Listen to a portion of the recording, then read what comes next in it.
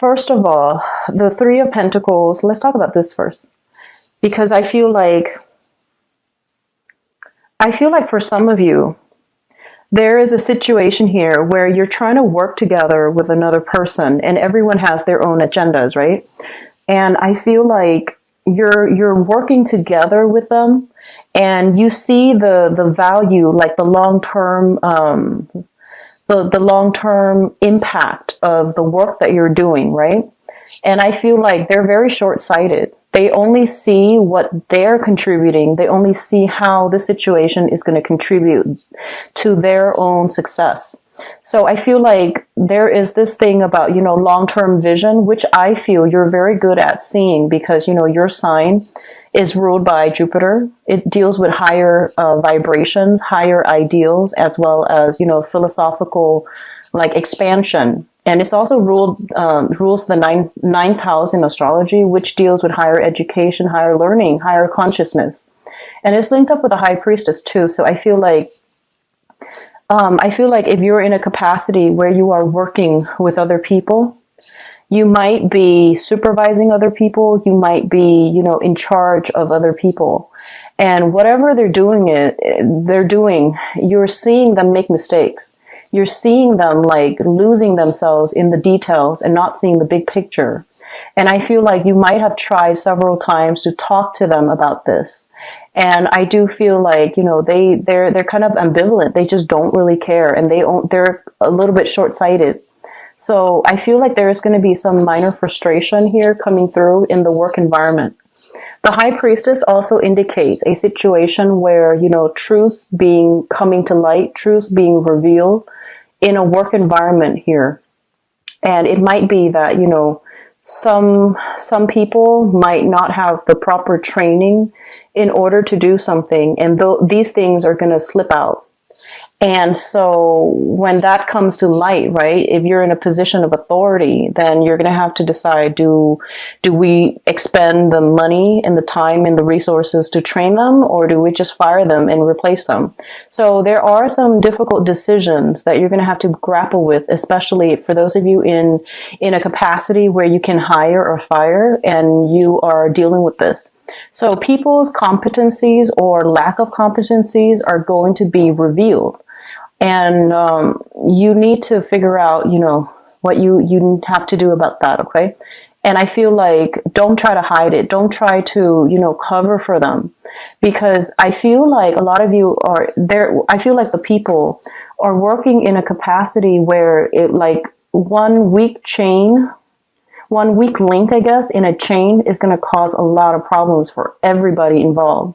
So if you're realizing this about a specific person, you need to, you know, bring it to action. Mainly because they're a weak link, and if you're building something, you know, a weak structure cannot withstand the test of time. So think about long term. So don't try to, you know, baby or cull this person. That's not going to work.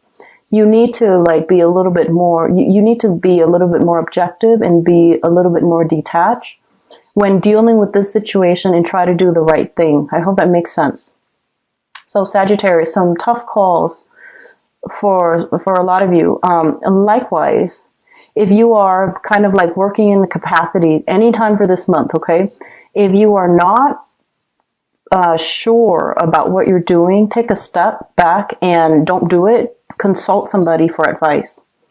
If you feel like, hey, I'm not really comfortable doing this because I don't really know how to do it, ask somebody, do some research, and make sure you know what you're doing. Okay? Because I feel like, you know, things slipping out, things coming to light, and there might be some reprimand if you're like working under somebody else, and there might be, you know, like a reprimand based on your job performance. So keep that in mind as well, okay? I do feel here with the third cluster, we have the Five of Cups as well as the Six of Cups. So let me just say that this is going to pan out in two ways. The the first one is that there is a significant relationship in your life. Okay, so this is the Six of Cups is a soulmate type of a connection where you feel emotionally very tied in with another person. In the negative manifestation of it, it could also be like you're stuck with a person because you both have something together. That can be finances, that can be children together, and you have to learn to work together as a unit. And it's really frustrating. What I feel here with the Five of Cups is that a lot of you might have had a falling out with somebody that you really, really cared about, okay? And you thought you could trust them. You thought that the relationship was going to go the distance. And I feel like it didn't pan out exactly that way. And then you might have realized that, you know, you were idealizing the relationship. You were idealizing that situation and looking at it through kind of like rose-tinted glasses. And the reality starts to set in sometime this month. And then for others of you, you know, going back to the peace offering between family members, especially if you have children, it might be overturn that peace offering. In fact, the other person might not accept it. So the thing here is, you know, the whole process about acceptance. You can be the one to extend a peace offering, but if the other person is not ready to accept it, it is their call. So, you know, don't get upset over it, okay? Likewise, if somebody is extending a peace offering to you, you don't need to be nice. If you feel like you still hold a grudge, just tell them, thank you, but I'm not ready. Or, you know, if you feel like, no, what you did was, you know, unforgivable, then definitely express that. But just know that, you know, it is within somebody's power to either deny or accept what's coming in. And likewise for yourself, it is within your power to decide, you know, your own destiny. So I feel like whatever's coming through, there is going to be, you know, there might be some disappointment for some of you regarding mending relationships with somebody, mending ties with somebody. And I feel for a lot of you, especially, you know, Sagittarius parents, people who have children, there might be some lingering attachments here with baby's father, or like the mother of their child. And there's going to have to be some situation where you have to come back together to work together as a unit. There might also be like, you know, so for example, if you're separated, right, you're no longer with the baby's father, and they've met somebody else. They're, you know, that third person is going to be in the picture raising the child too. And likewise, if you're a Sagittarius man with children and your ex, you know, the mother of the child might be dating again. So there's that other man involved in the picture. So I feel like it's a tenuous situation. You know, it's like extended family, blended families, people dating again with children. So all of these things are thrown in the mix, and it's sort of like you don't know where the other person has been. So you're just like, do I trust them with the children? So there are all these nuanced, you know, relationships coming through, partners coming and going. And at the root of it, I feel like there are also children involved. So I feel like it's a sticky situation. And the thing is, you can't really control who other people date. So pick your battles, and at least, you know, I feel like getting the story from children is going to be crucial as well, okay? Just make sure the kids are happy. This is more about, you know, trying to provide a stable environment for the kids. So if your ex is happy and they've got like other people in the mix, if they're happy and their children are safe, then you're fine. So I feel like that's going to be a little bit of a tenuous situation for those of you who have children, who are trying to date again, or who are, you know, going through the dating process. And likewise, the baby's mother, the baby's father might be trying to date as well. So I feel like it's, you know, it's a little bit tricky, but it will be okay. I do feel that it will be okay. What I'm also feeling is like, there might be some custody issues when it comes to children, okay? So rearrangement of custody issues, rearrangement of meeting times, of like who gets the child when and what days. And then I feel like, you know, going back to court in order to like do a review when it comes to custody, alimony, child support. So all of that's coming through, and I feel like it might have been settled. There might be like an amendment that is needed for it. And then I feel, you know, you're going to have to decide how you want to proceed. Okay.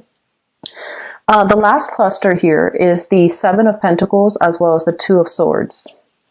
So first of all, let me talk about the Seven of Pentacles. The Seven of Pentacles indicates a situation where you have invested a lot of time in a specific situation and you're waiting for a very favorable outcome. You're waiting for the reward. You're waiting for the payoff.